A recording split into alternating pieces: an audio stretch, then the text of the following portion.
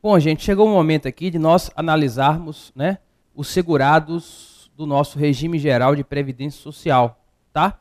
Fizemos aqui uma visão geral no quadro.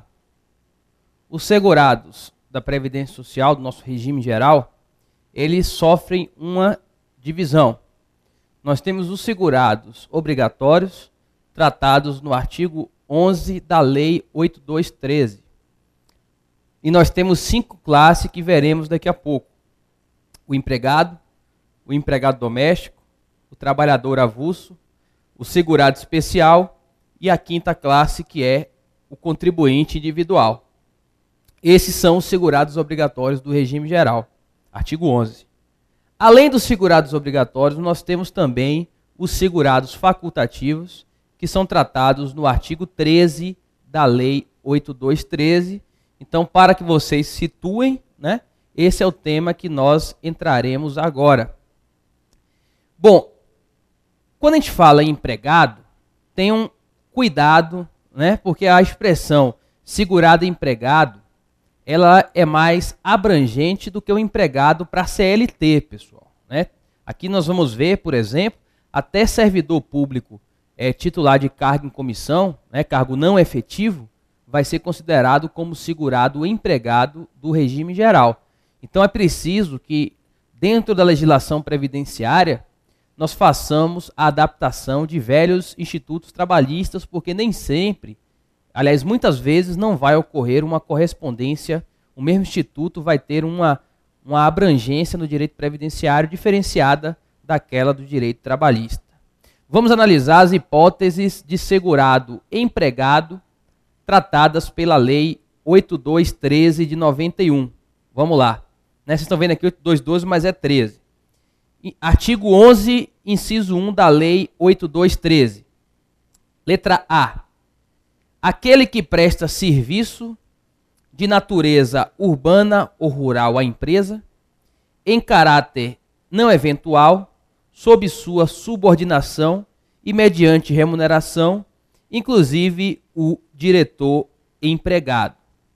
Pessoal, né, essa primeira classe aqui de empregado coincide com o empregado trabalhista, aquele que desenvolve atividade laborativa remunerada, né, com subordinação, habitualidade, com remuneração e pessoalidade para o empregador. Então, o empregado trabalhista também é empregado, segurado empregado para fins previdenciários. E uma observação que eu não falei, segurado obrigatório do regime geral é aquele que desenvolve atividade laborativa remunerada. Tanto o empregado doméstico, o trabalhador avulso, o segurado especial e o contribuinte individual, todos eles, para serem considerados obrigatórios, eles desenvolvem atividade laborativa remunerada. Trabalhou, foi segurado obrigatório do regime geral de previdência social. E a regra é o princípio da territorialidade. Desenvolveu atividade remunerada no Brasil, vai ser segurado obrigatório. Veremos que nós vamos ter casos de pessoas que estão no exterior trabalhando e serão segurados obrigatórios, ou então de pessoas que estão no Brasil trabalhando e não são. Mas aqui é porque há uma previsão expressa na legislação previdenciária, conforme será visto, né, progressivamente na nossa análise. Vamos agora à letra B do artigo 11, inciso 1, a segunda hipótese de segurado empregado.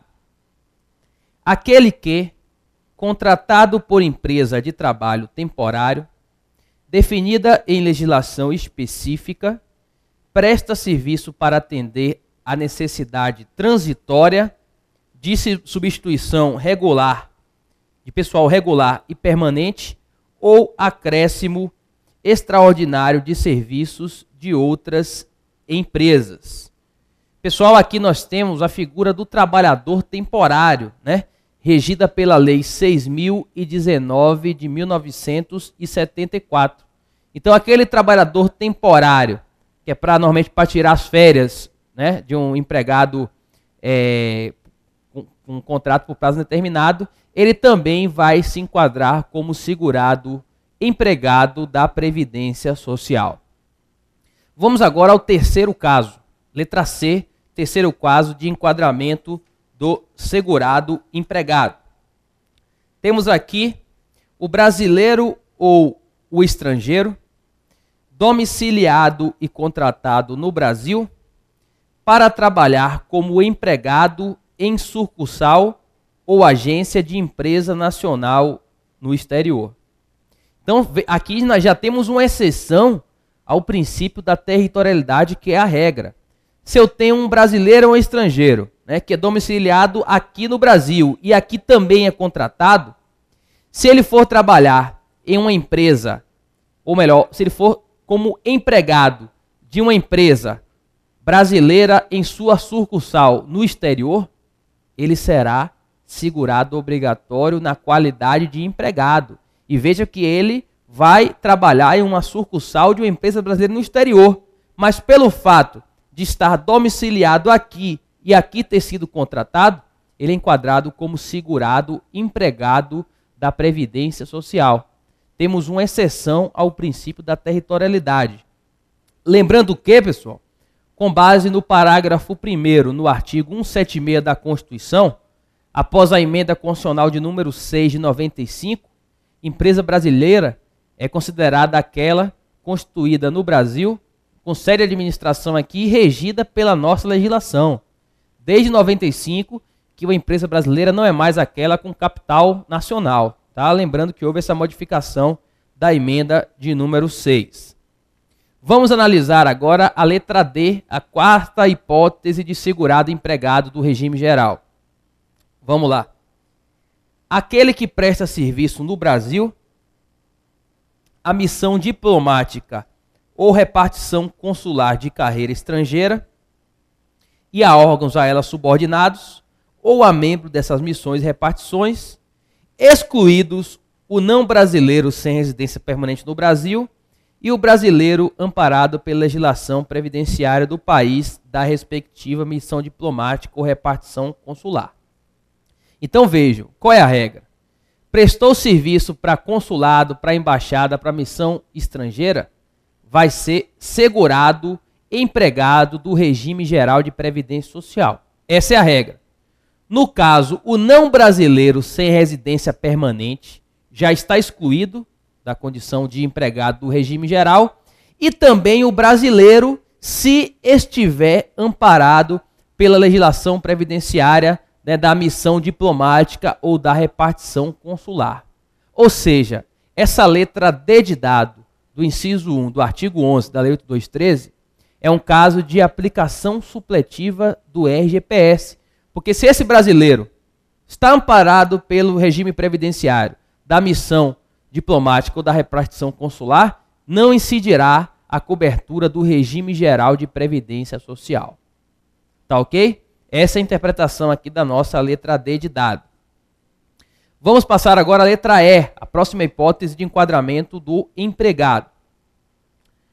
O brasileiro civil que trabalha para a União no exterior e organismos oficiais brasileiros ou internacionais dos quais o Brasil seja membro efetivo, ainda que lá domiciliado e contratado, salvo se segurado na forma da legislação vigente do país do domicílio.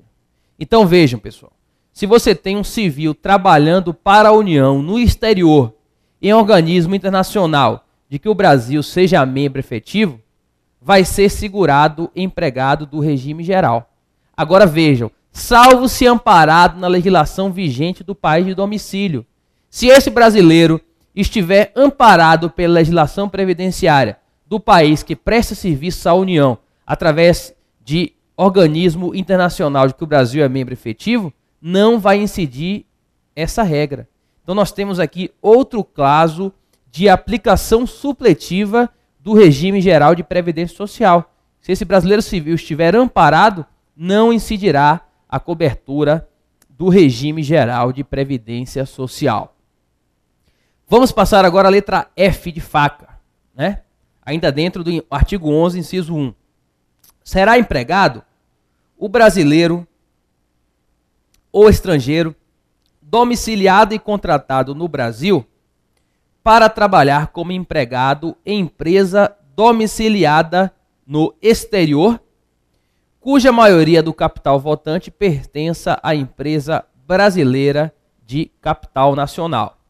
Então, aquele brasileiro ou estrangeiro que é domiciliado e contratado no Brasil para trabalhar em empresa domiciliada no exterior, vai ser empregado da Previdência Social, desde que a maioria do capital votante dessa empresa seja de propriedade de uma empresa brasileira de capital nacional, ok? Interpretando aqui conforme o artigo 176 da Constituição, a empresa nacional atualmente é aquela criada no Brasil, de acordo com as nossas leis, com sede e administração aqui.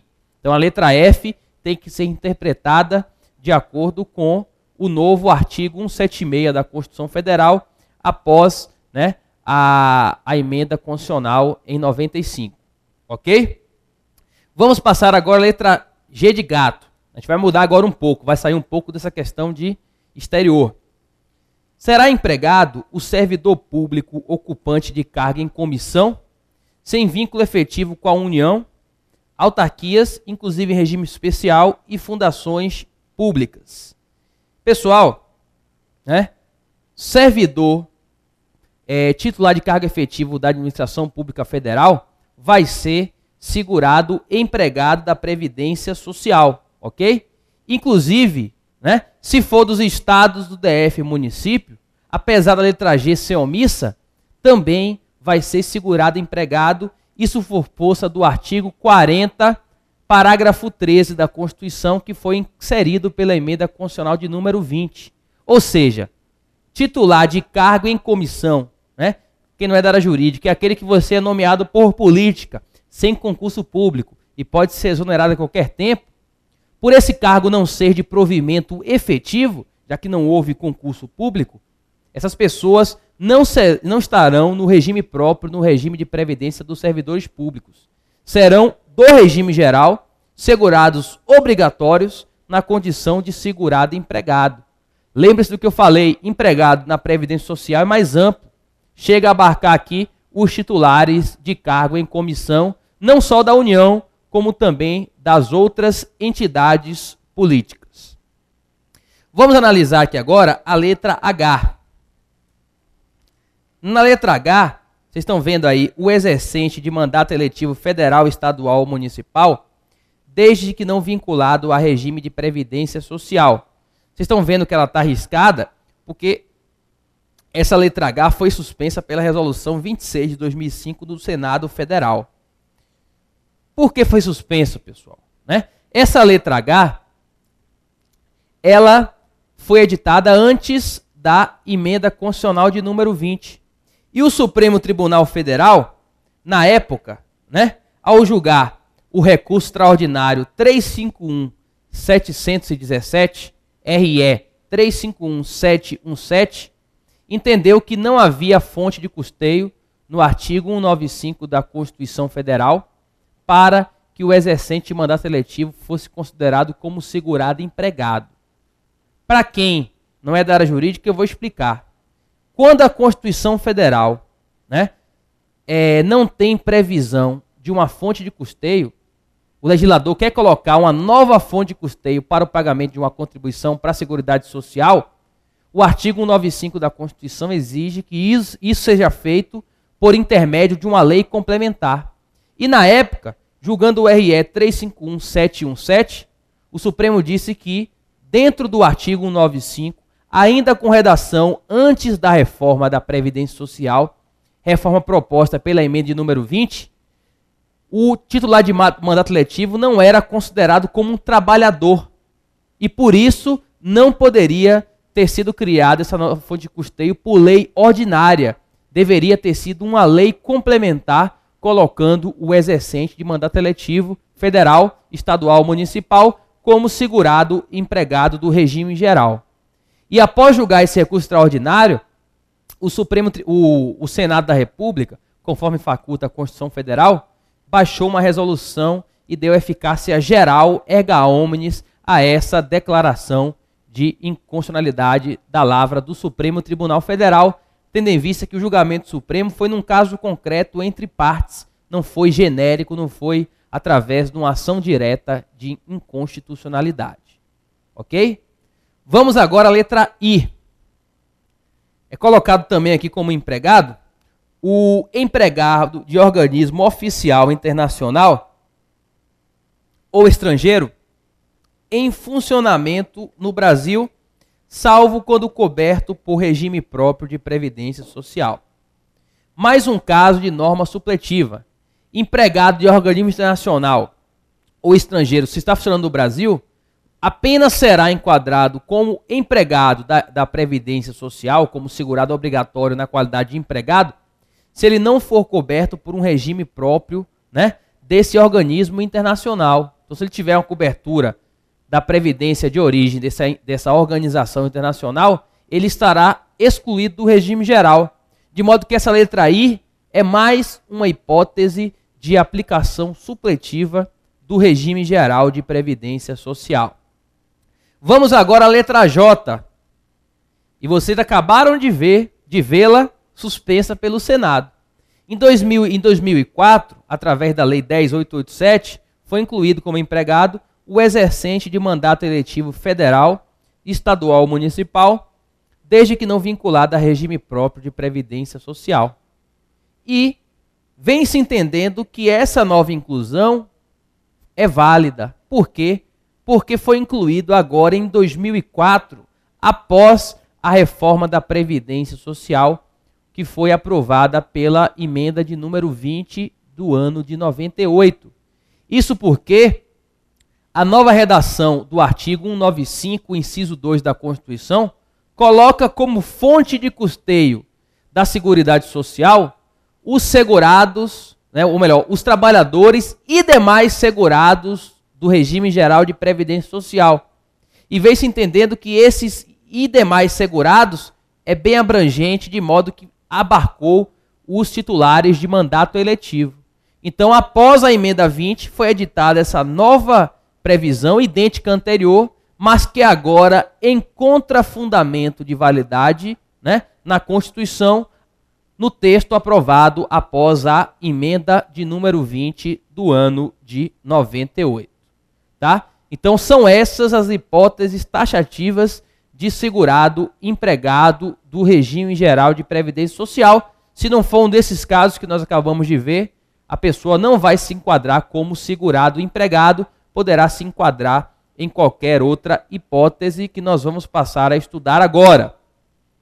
Vamos aqui ao segundo enquadramento do segurado obrigatório. Nós temos aqui o empregado doméstico previsto no inciso 2 do artigo 11 da Lei 8.213. E vejam o conceito de empregado doméstico, pessoal, né? O empregado doméstico é aquele que presta serviço de natureza contínua à pessoa ou família, no âmbito residencial desta, em atividades sem fins lucrativos. Justamente, pessoal, o que diferencia o empregado do segurado, o empregado doméstico, é que o empregado doméstico, ele presta um serviço na residência ou em razão desta, e sem fins lucrativos. São esses dois pontos diferenciais que gerou um enquadramento especial à criação da categoria segurado e empregado doméstico. Primeiro, prestar serviços na residência ou em razão dela. Segundo, prestar serviços sem finalidade lucrativa. O empregador doméstico não tem fins lucrativos, né? O motorista de uma família, empregado doméstico, apenas vai servir, não precisa trabalhar dentro da residência, pode ser em razão dela. É aquela empregada que ajuda a patroa a fazer doce para poder vender, não é empregado doméstico. Por quê? Porque aquela atividade tem uma finalidade lucrativa. Então, a empregada que ajuda a patroa a fazer doce para poder vender para a festa, não é empregada doméstica, tendo em vista que a sua atividade ela tem finalidades lucrativas. Então, esse é o conceito de empregado doméstico do artigo 11, inciso 2 da nossa Lei 8.213. Vamos passar agora para a terceira categoria de segurados obrigatórios, que são os trabalhadores avulsos. Vamos aqui ao nosso slide. Artigo 11, inciso 6 da Lei 8213. Coloca como trabalhador avulso quem presta a diversas empresas, sem vínculo empregatício, serviço de natureza urbana ou rural, definidos em regulamento. Pessoal, né, o conceito aqui do artigo 11, inciso 6, é um conceito incompleto. Vejam que diz que presta serviço a várias empresas, né, sem vínculo empregatício de natureza urbana ou rural, conforme definido em regulamento. O inciso 6 do artigo 11 da nossa Lei de Benefícios é aberto, exige um complemento regulamentar para a definição do trabalhador avulso. Pelo inciso 6 do artigo 11, por si só, não é possível que nós façamos a definição do avulso. E aqui vem o nosso regulamento, né? Vamos aqui ao artigo 9º, inciso 6º do decreto 3048/99, colocando como avulso o trabalhador sindicalizado ou não, que presta serviço por intermédio de órgão gestor de mão de obra ou de sindicato da categoria.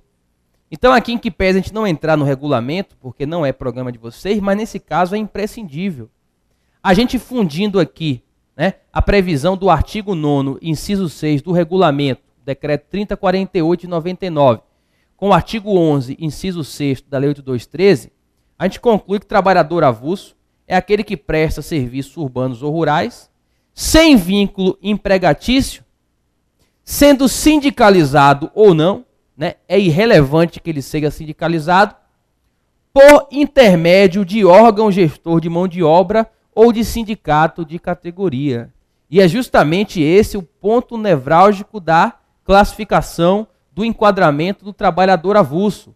Trabalhador avulso é aquele que presta serviços por intermédio ou de órgão gestor de mão de obra ou então por sindicato de categoria profissional.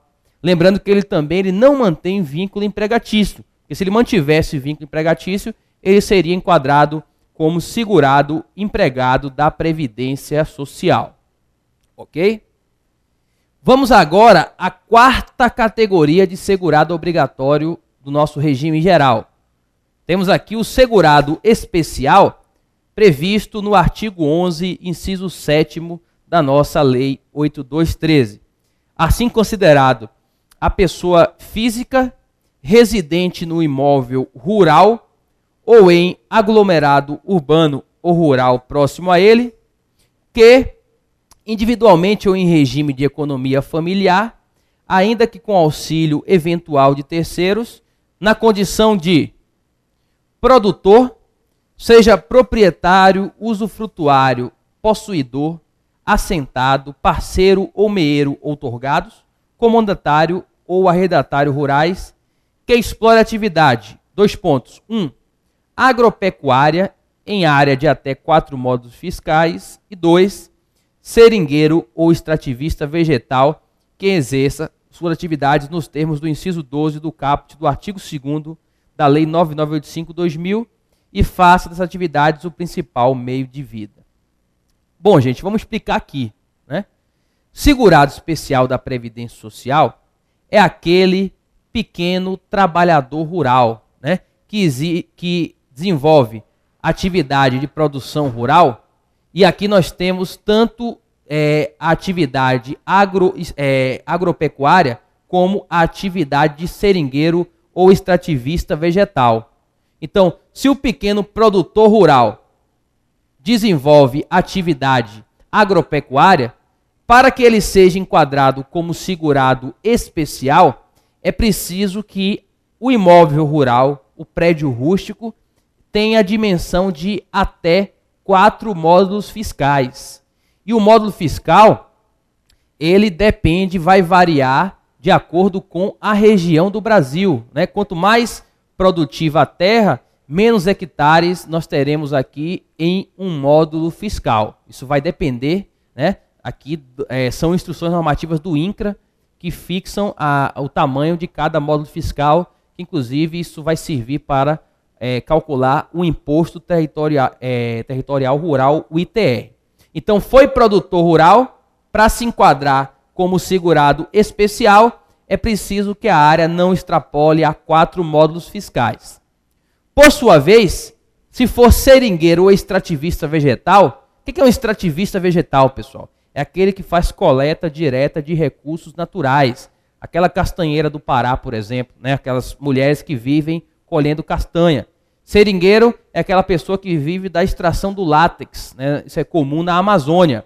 Nesse caso, o pequeno produtor rural, se for seringueiro ou extrativista vegetal, não há uma limitação máxima de área, né? 4 módulos fiscais só para o produtor rural que desenvolva atividade agropecuária, agrícola, pecuária ou ambas ao mesmo tempo.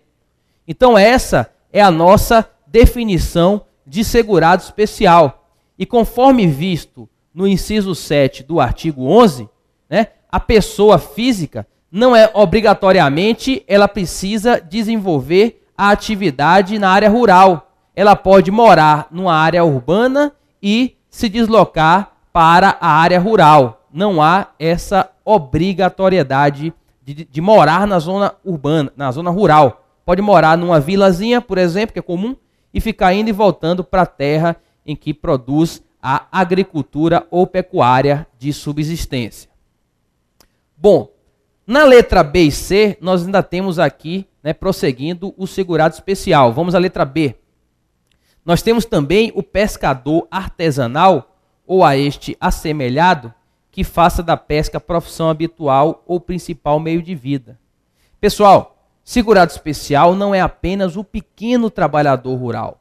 O pescador artesanal também se enquadra como segurado especial, desde que o regime de pesca seja aquela pesca artesanal para subsistência, né? Se for uma pesca industrial, não vai se enquadrar aquela pessoa física como segurado especial na condição de pescador artesanal. Então, segurado especial, além do pequeno trabalhador rural, com atividade agropecuária até 4 módulos fiscais, ou então extrativista ou de seringueiro, independente do tamanho, também nós teremos aqui o pequeno pescador artesanal que faça da pesca seu meio de vida para fins de subsistência. E a letra C ainda coloca aqui o cônjuge, o companheiro, bem como o filho maior de 16 anos de idade, ou a este equiparado, do segurado que trata as linhas A e B deste artigo, que comprovadamente trabalha com o grupo familiar respectivo. Então, cônjuge, companheiro de segurado especial, né? Mesmo quer trabalhador rural, quer pescador artesanal, e o filho, a partir de 16 anos, se trabalharem com o grupo familiar no exercício da atividade campesina em regime de economia familiar para subsistência, ou então na atividade de pesca artesanal, também irão se enquadrar na condição de segurados especiais. Ok? Fechamos o estudo dos segurados especiais e voltaremos no próximo bloco com os contribuintes individuais.